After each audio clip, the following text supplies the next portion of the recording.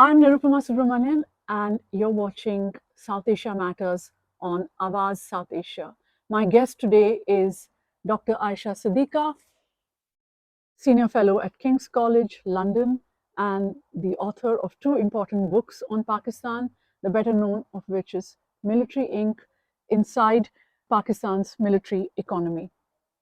And we are here to discuss the return from exile of the former Prime Minister Nawaz Sharif to Pakistan. He was living here in London.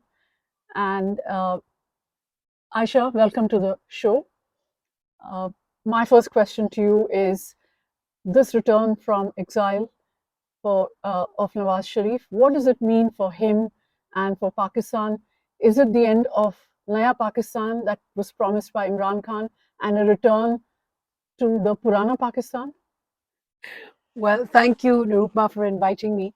Um, you know, um, I don't know what's Naya Pakistan, where Naya Pakistan ends and the old Pakistan begins, and where does old Pakistan ended and the Naya Pakistan began. Because ultimately, the source of power in both cases remains the military. The military wanted old political parties, which is the Pakistan People's Party and Pakistan Muslim League Nawaz, out, and it wanted to bring a new politician and a new party, which is Imran Khan and Pakistan Tehreek Insaf. It did.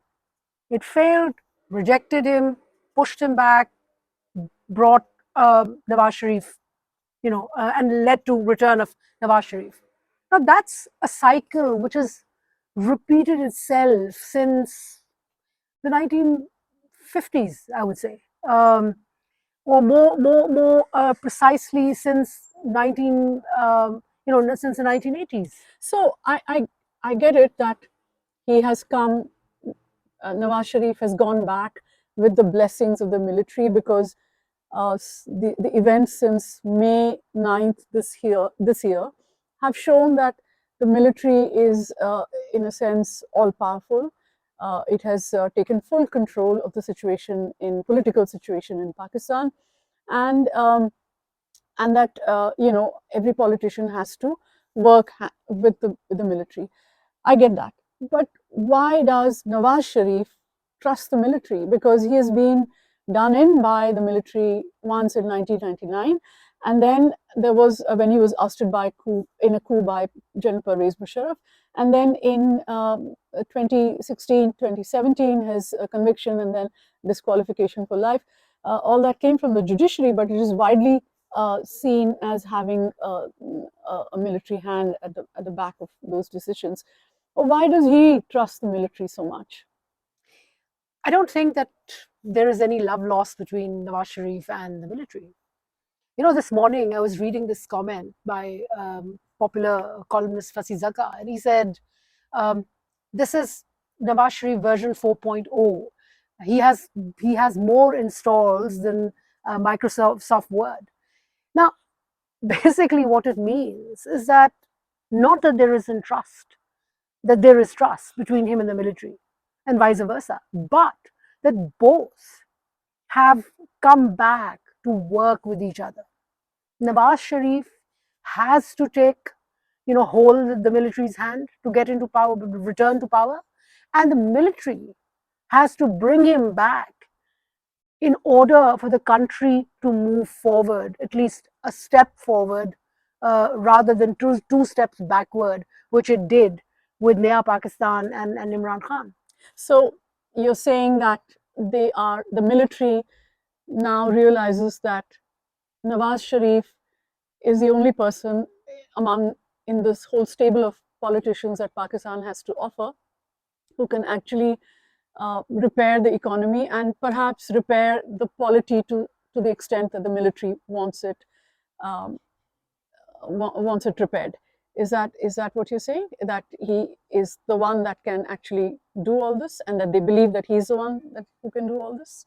You see, for this round in politics, they have decided to bet on him, because before they ousted him in 2017 18, um, he's the one who has something to show.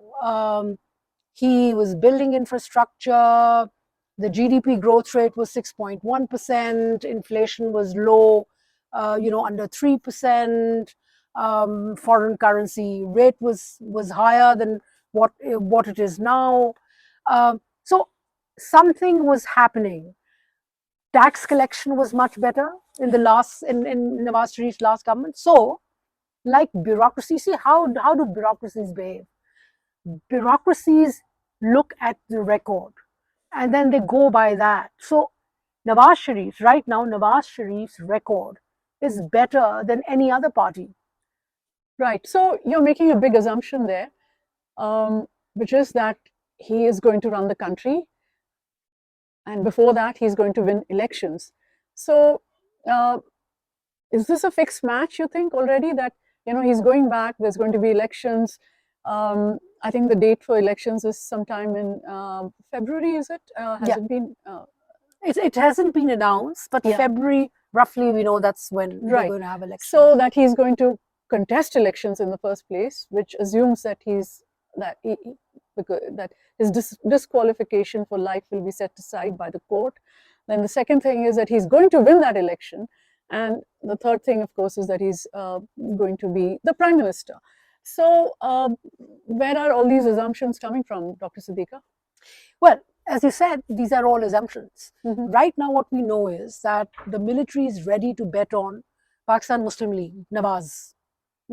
Or are you saying that because he has come back to the country, and of course he could not have come back to the country without the blessing of the military, he's come back to the country, which means they will ensure that he wins?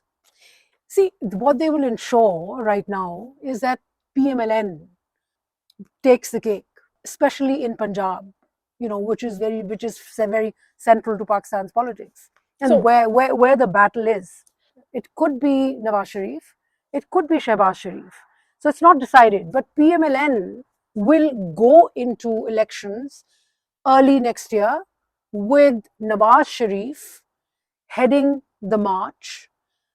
heading the Ultimately, campaign. the campaign. Ultimately, once it wins, what the situations are, what is the situation with his disqualification, what relief does the highest court give to him, would that allow him to become prime minister the fourth time, or will it be a situation where PMLN wins under his command, but then prime ministership goes to somebody else? We don't know. Right. So, the other thing uh, that is in the realm of the unknown is PTI. What happens to PTI? Because I mean, when you say that the PMLN will take the cake, it's already an unfair election because Imran Khan is in jail. Um, he's not going to be, presumably, he's not going to be allowed to contest the election in the same way that Nawaz Sharif's disqualification will be set aside and he will be allowed to contest. And his party is kind of, isn't it splintered already? Like the army has ensured See, that. PTI, we know what's going to happen, what is going to happen to PTI, because we know what has happened to PTI. What is going to happen to PTI? Well, PTI has no foot to stand on. Its main leader, I mean, PTI, let's be very clear on that. Nobody else makes Pakistan Tehreek-e-Insaf but Imran Khan. Imran Khan is in jail. He's been disqualified. There's a Tosha Khana case, which is against him. He's been convicted in that. There's also the Cypher case, which is coming up for trial. And most possibly, we know that, he'll be convicted. There's also a case of inciting public towards violence on May 9th. So there are all these charges. One case after the other, he's not going anywhere out of jail. I mean, I remember once telling Karan Thapar that they're either going to kill him or the military, or they are going to make him vanish from power politics, which is exactly what they've done. His party has been splintered. Um, People who were continuing to stay with him on his side are being forced to come give statements in front of different media channels, different programs, saying how bad a guy Imran Khan was, how he was the source behind May 9th rebellion against the state and the military. So the deck of cards is being set against him. That basically leaves two parties, the two main parties, the Pakistan People's Party and the PMLN. So these are the only ones who are going to contest elections. And within that framework, we already know that People's Party doesn't have a chance because People's Party almost has no foothold in Punjab. So Which is it's going to be which is very central to the idea of winning elections in Pakistan. So that leaves us only with PMLN. And so technically, if there is a contest, it's between Nawaz Sharif and his brother Shehbaz Sharif. Who of the two? And this is going to be behind the scenes family kind of a decision on who's going to be there heading PMLN. so. If I may ask you, what is the support for the PTI at the moment? Because it had Imran Khan had a massive, massive appeal, so it could not have all died out overnight. Could it have? Well, if you go by the 2018 election, right, in Punjab itself, despite all the support from the army, he couldn't he got a simple majority. It wasn't even a majority, safe majority in Punjab. Um, Now, this time around, I'm assuming there's going to be more support for Imran Khan because people are unhappy with the army. People think that he's become a hero already, a martyr of sorts, political martyr, definitely. So, if there are going to be fair elections, Which would mean he's released. He's or even if he's not released, he is allowed to contest elections and he's allowed to sort out his party, organize it. He doesn't even have the capacity right now to organize the party. There's no one to organize the party on his behalf. So, in that case, I don't see PTI doing much in elections, but also the underlying thing that the elections are not going to be fair. That's a given. So, in a situation where the army seems to be in control of how the elections are going to unfold, um, why would they actually hand over the entire cake to the PMLN? Because that then opens out another Imran Khan like situation where the PMLN and whoever is leading it thinks I'm the king, and the army has to bow before me, which is what led to Nawaz Sharif's two ousters. I mean, this feeling that the Awam, the people are with me, and I will, and I'm the ruler of this country, and I can do what I want with the army. Uh, so why would the army want that kind of situation again? I don't think that army wants that situation. We don't know that um, it's Nawaz who's going to kind of take the entire cake of voters. I am not sure how many people will come out to vote. What will be the voting percentage? Let's wait for elections. Until then, everything else is conspiracy and conjecture, really. But I think they are far more ready to control him, the military. And he is There are cases. Look, there are cases still pending against him, and he's also here to settle the matter for his daughter's future. He wants his next generation to come into politics, and that negotiation would mean that he has to hold back from the rebellious positions he took in the past. so you're saying in a sense that he's willing to be controlled by the army in this pact that he's made with them. So do we know really? I wonder if controlled is the right word. I mean, let's not forget Benazir Bhutto, 2007. She had returned after signing the National Reconciliation Ordinance with Musharraf government, and was willing to work with the military government. Now, it's a game of chess, and so he's moved his horse, Nawaz Sharif. He's back. He's saying, "Let me come back into power politics and contest from inside rather from outside in exile. He has to organize his party. His uh, party was losing faith, it was getting exhausted. Um, and so he has to do all that organization. And while he does that, you know, tries to create more room for himself, for his family, for his party, which is really run by his family. So all of that. Mm. So you know, it's an intense negotiation that both the military and PMLN will be engaged in. What is also being assumed is that at some point, we don't know when, at some point, again, there will be a big breakdown. There will be miscommunication because historically, what has happened in Pakistan that every time politicians have found their feet getting stronger, they've tried to push back the military. Right. In Nawaz's case, what he has done historically is he tries to kind of buy sympathies of different generals, tries to get bureaucracy on his side. That's how he works, not through strengthening the party cadre. So let's see, where, you know, how far does he go? And then if he's going to make the same mistakes as he did in the past. Right. So, um, are there any conditions under which he has actually come to return to Pakistan?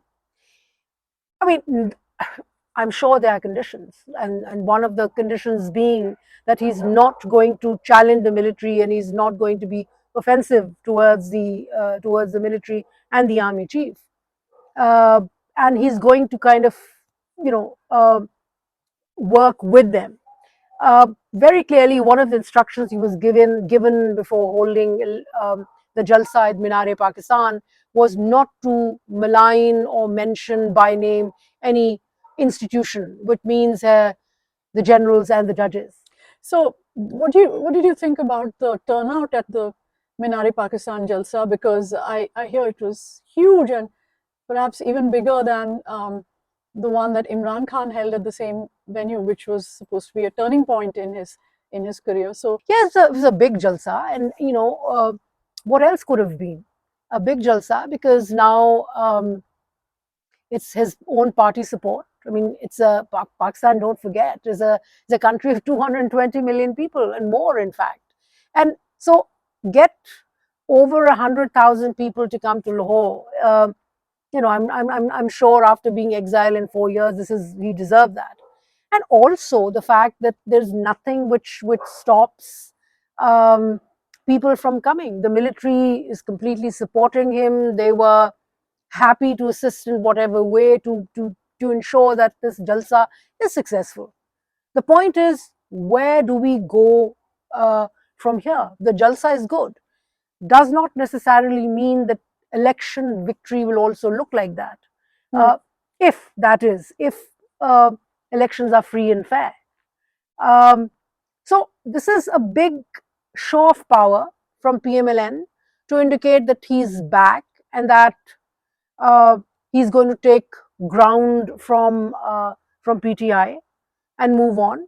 Now, where does he take the country? You know, where if he succeeds in kind of solving the tricky issues, the trickiest being the economy. And I think really this jalsa would not matter at all if, say, in the coming months, um, the economy is still at where it is, or there is no hope for revival of the economy. Then really, Mr. Sharif is in trouble then. right. But one of the, but as you said yourself, that it's either him or the PPP, and the PPP is certainly a weaker party right now than the PMLN because it's Punjab where they have to prove themselves. So, um, so it might be, you know, what might his election victory then look like if the economy, you know, weakens even further? Well, you know, it's going to be like a struggle. Um, February, there is also an understanding the military would want to kind of give over formal power to a political government, because it also means responsibility. Right. Once elections are held, there is a new prime minister, then it becomes their responsibility. Of course, this time around there'll be something different, and that something different is that people are so clear about one thing. I mean, on the streets, people understand that Mia Nawaz Sharif is returning after having um, signed some form of agreement with the military, that he is the military's choice. And if the economy doesn't improve, then inadvertently, military gets to share the blame as well. Right. One of the interesting things that he said in the speech at Minare, Pakistan, was regarding India. And I was surprised that the reference came at all because his previous breakpoints with the army in 1999 and 2016-17 were both they both came after some turning points in Pakistan's relations with India, where that is where he had taken them. One was after the 1999 Lahore Declaration, and the second was the 2015 December visit of Prime Minister Narendra Modi to Lahore, a surprise visit to the Sharif home and to attend an event there. And they were both signals for that the two countries were on the cusp of improving their ties. It did not happen. And there was clearly, it seemed to be a signal from the military that we're not going to allow this to happen. So when he said at Minare, Pakistan, that I want to improve relations with the neighboring countries, with regional countries, and we want to solve the Kashmir problem with izzat. I was surprised that he was, he got away with saying that, and also that. What does he mean when he says we want to resolve this with izzat?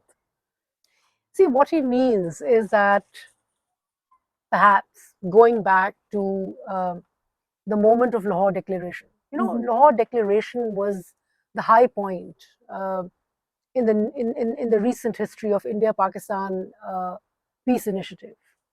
That an Indian Prime Minister had come to Lahore and said, we don't want to, we're not after you, we accept you as a reality. And, there was a composite dialogue, Kashmir was also part of it.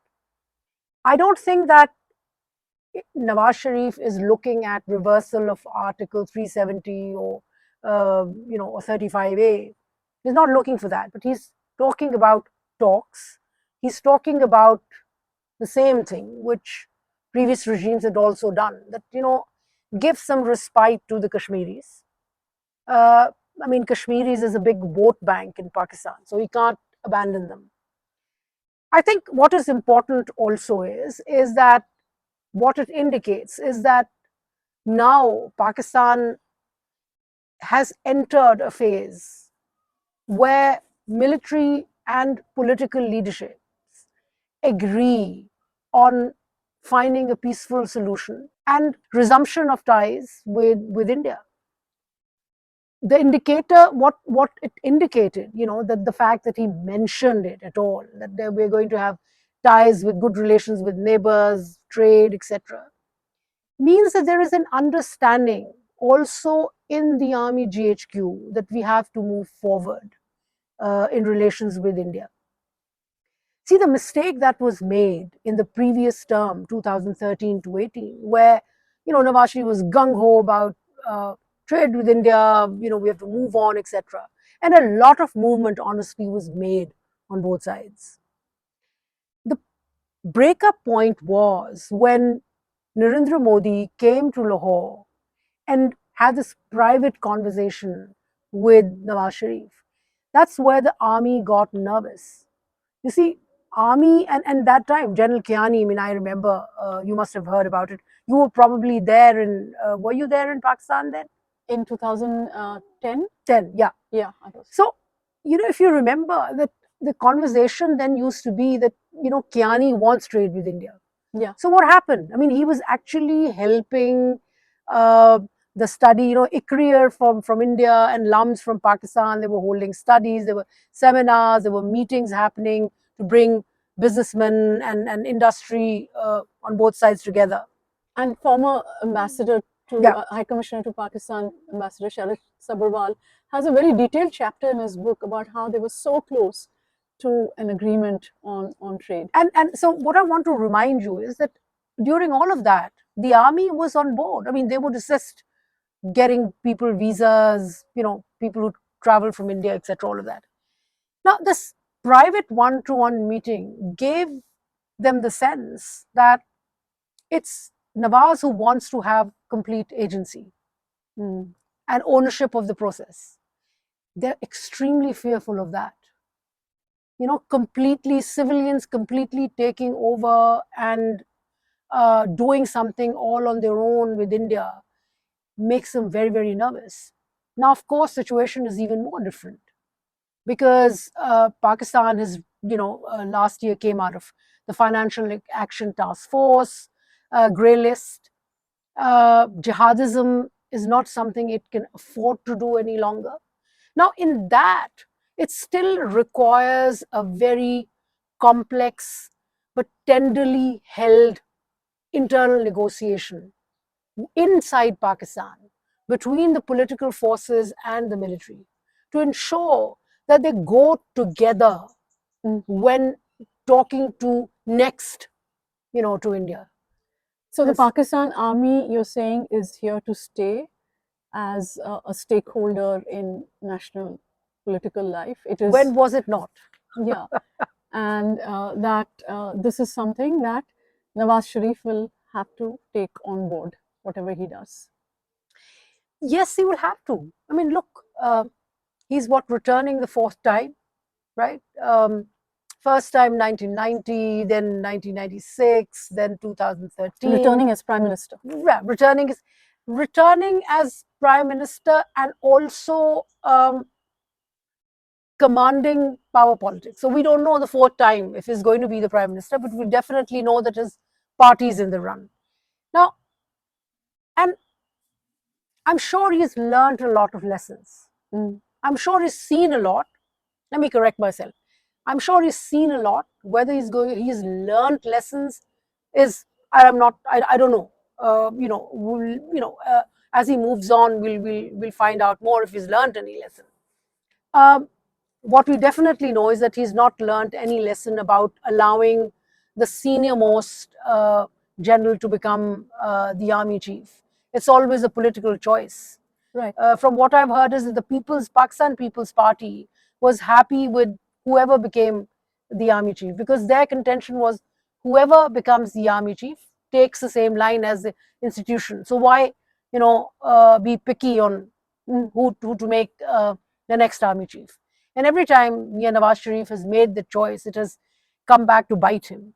So let's see if it comes back to bite him this time. And you're saying also that the army and the Nawaz Sharif may be on the same page on improving relations with India. That's a very, very optimistic note on which to end the session. Thank you for being our guest on South Asia Matters. And thank you all for watching South Asia Matters. We'll be back again next week.